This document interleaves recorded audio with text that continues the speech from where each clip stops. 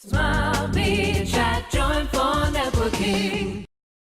So as you know, I paint people's words onto canvas. And it was getting to the stage where I asked people questions. Who are you? What do you love? What's your inside leg? I don't really. You know, where are your holidays, your favourite memories, quirky ways? And it got to the point where I thought, I'm really nosy. I was getting paranoid. This is why I do what I do. And it's like, no, you do what you do because it makes things tangible. So I'm going to share the story of exactly why I'm not nosy. So I'm just going to alliterate that. Back in 2005, I don't know when any of you have had those moments where someone's talking and you're hearing something and the words are coming out and you're kind of going, please don't say that. No, and you just, you know, you could just get that remote control and go, shut up. But I know that everything that was being said was the truth. And unfortunately, in that truth, I didn't know how to live with that truth. At the time I was a teacher, rugby player, Saturday nights, Guinness, with the guys, sat in a shopping trolley, being pushed into a bush. True story, daily, just pushed into it, see what happens. That was me, you know, that kind of, but with this truth box now kind of popped open, I kind of went into, right, I need to look after you. You all right? I need to look after you. I need to look after you. Is everything okay? Is everybody okay? And then I remember leaving my house, lovely house, partner, not so lovely. I did that one. And I remember walking out and all I wanted to do was just walk. And I remember going, fuck. I literally was saying fuck, and excuse my language, but it was just that I just need to walk. And there's all these kind of like bubbles of my memory, so I can't kind of get the chronological order. I just remember there was one bubble. I was in, I somehow ended up in Birmingham. I wasn't bonkers, I was just stuck, a little bit, stuck in my head. So if I pull that bubble down, just have a look at it. And I remember I was in the city centre and I walked and I picked up the phone and I called for a counselling session, as you do. And hello, not bonkers, I just need to walk, can you help me? And she says, yeah, I'm in Moseley. So make your way there, and it's like, great, so I've got 3 hours, so I can just walk there. And I was walking, Marlborough Reds, those days, Marlborough Reds, walking, and I got to the door, big black door, can't say the name of the place because it's not a nice story it's coming up to, and I knocked on, ladies, all dressed in black. Went up the stairs thinking, okay, this is the first time, come on Sammie, just offload, just tell somebody that doesn't know you, just tell them your story. So I walked up, a cup of tea, no thank you, and sat down. I can't sit down because the mic's on there. And I sat down and she said, so how can I help you? And I said, and I literally just went, I don't know how to live with what I know and I need your help. So the words just went whoosh, straight out. And she sat there, nodding, writing notes. Okay. And then there was just that. And she went, I'm ever so sorry, Miss Edgar, I can't help you. You can't help me, I'm sorry, that matches what I think about the situation as well. So I've paid her, I don't know, 40 quid, walked down the stairs, and I remember I came out of Moseley and I sat behind, it was like a wall, and I sat down, Marlborough Reds, love me smokes. I see a pop bomb.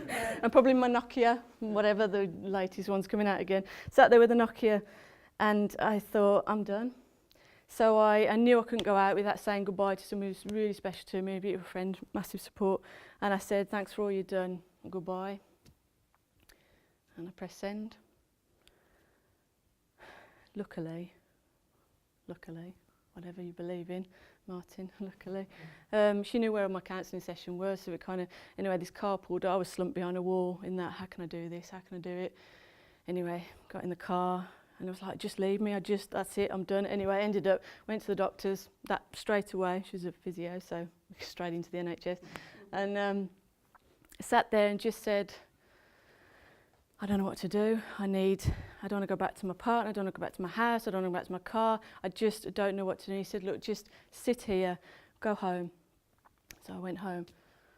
And he didn't say just like that, he said, just let things settle, just turn to your friends if you need them. Okay, that's cool, all right, have some medication. Oh shit, thank you, Marlborough Reds will do, thanks. So I went home, and I remember I was surrounded by rugby friends then, you know, they're a great bond, a bit like that for networking support, they're there. And I am weirdly sporty, one of those weirdos that just from birth can catch, can kick, can just do any sport whatsoever, and surf. And I remember friends of mine, I was still in that state, it's going to be okay, it's going to be okay. And we went to this big field. I love America as well, so I came back with a Yankee baseball mitt and a big baseball bat. And we were just, they knew that I needed something just to release. So I used to just crack these balls. Miles in that. Come on, there's crack the balls. That's another rugby tale, Brad. Can't use that one. And then all of a sudden, and here we go, I just remember just this wave just went whoosh, and I just collapsed. And I cried, I howled, I cried in that spot, and it just almost just was that, oh, there you go, it's coming out. So from that point, I'm going to speed on a little bit. Again, under the memory bubble, curled up in the corner, couldn't talk. I could play PGA golf, but we'll go there. And eventually, I was just falling. I was punching walls, I was headbutting things. It was just full on trashing myself. Couldn't cope. So I ended up in a respite home.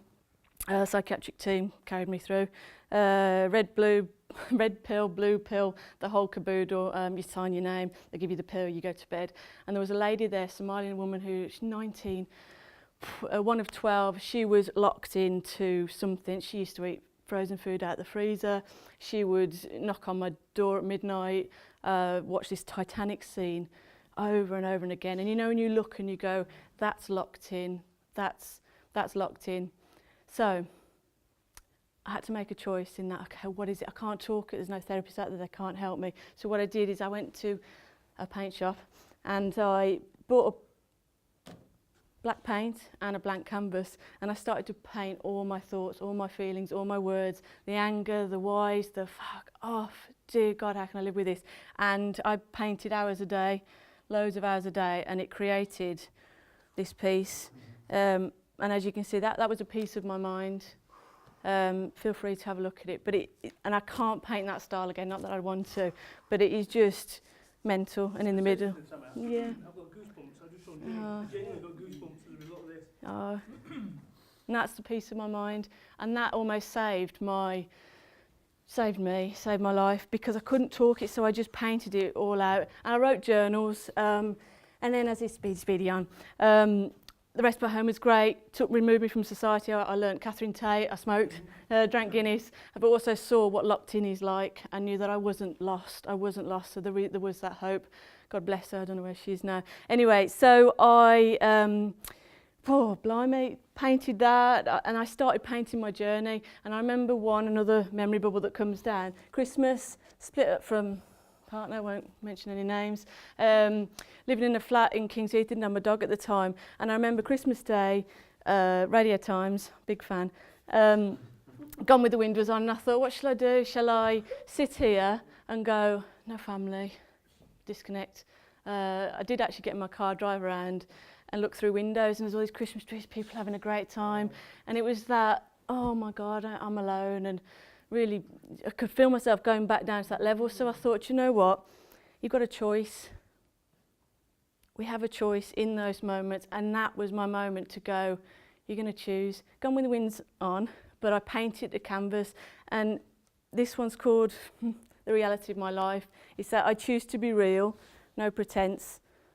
This is the reality of my life, and I choose who I love. I am aware now, because once you're aware, you can never be unaware, however hard it is. And then, again, it was that having that illusion of what a family should be like, what a story should be like, this, and grieving that, and the loss, and painting just cleared it out. It's just gone mental. Oh, I'll show you this one.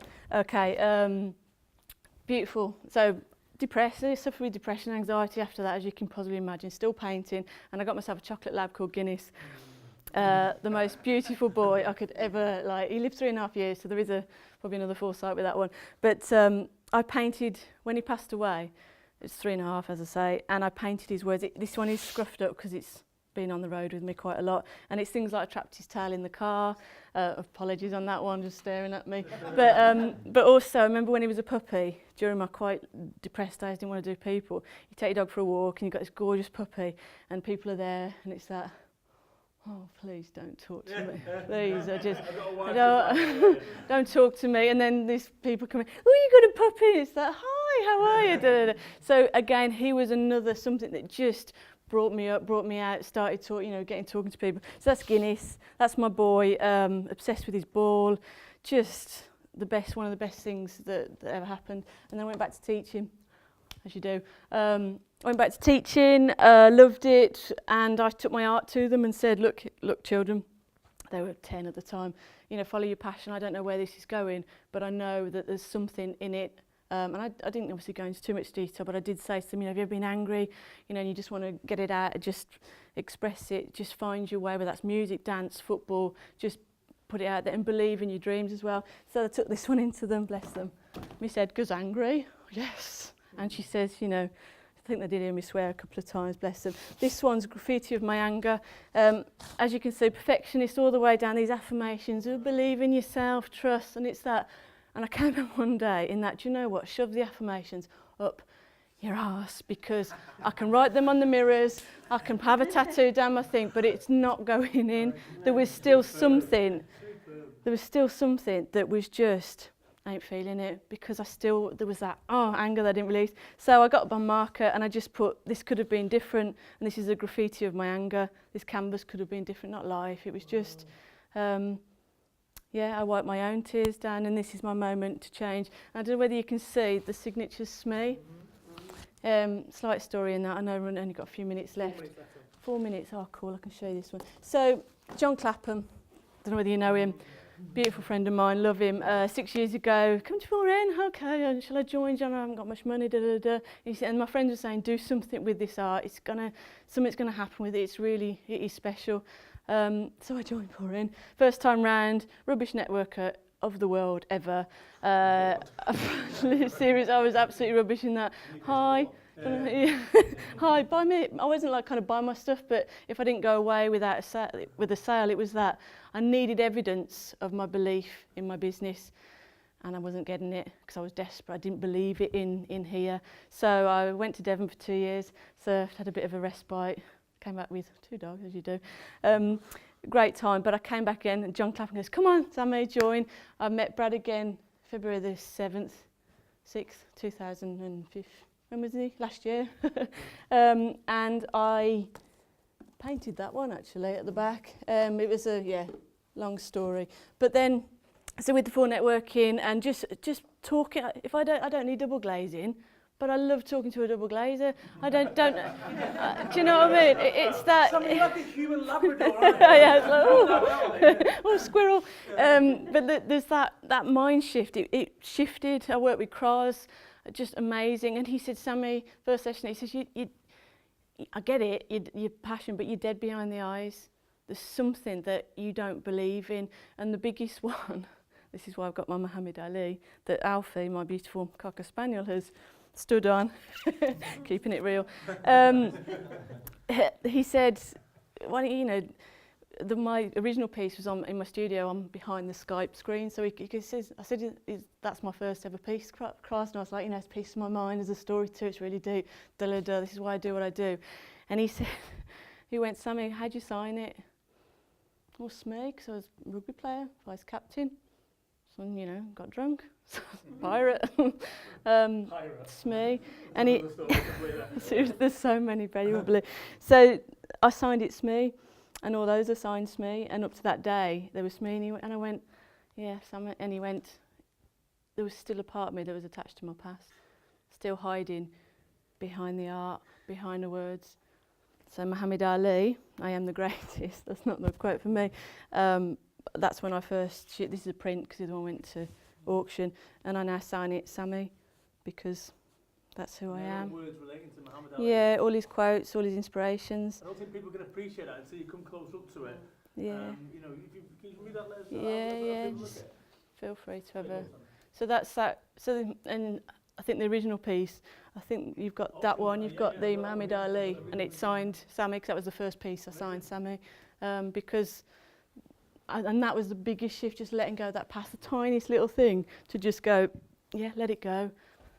Okay, and from one greatest inspirational legend, okay, the words within that and capturing that, making it tangible, to another inspirational legend, okay, again, but on the serious note, it doesn't matter who they are, we all have a past, and it's about finding out who you are and carrying that through for the rest of your journey. Thank you. Smile, be